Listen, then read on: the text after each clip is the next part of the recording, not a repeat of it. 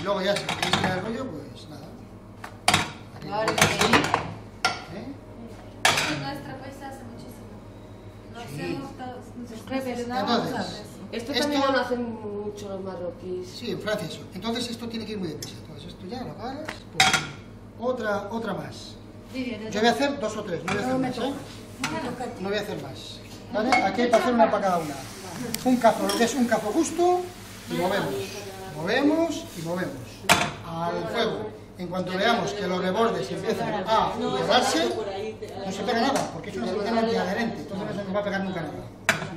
Imprescindible la sartén antiadherente. Incluso si bailará, mirad.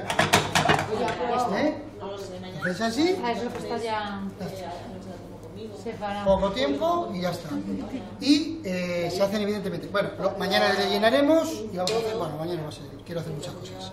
Lo vamos a rellenar, pues haremos un rulo así. Con Se chocolate. pueden hacer así, lo gratinaremos con chocolate, podemos hacer un pañuelo. Pero hay que hacerlo ya. No, estos nos aguantan congelados 3 años congelados. Esto. No, porque se va a estropear. Solo dejas en el frigorífico hecho el día anterior y ya está, sin ningún problema. Uno encima de otro y mañana los trabajamos. La sartén bien caliente. Echarle un poquito más de aceite aquí y la siguiente yo no lo voy a hacer. Alguien que lo haga. Venga. Un cazo lleno entero.